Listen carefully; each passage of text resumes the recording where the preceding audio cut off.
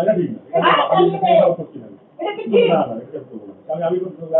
ওরা এসে যদি ঠিকঠাক করে আমার বাড়ি আমার দরজা খোলা থাকবে জানলা খোলা থাকবে বেশি চালাবো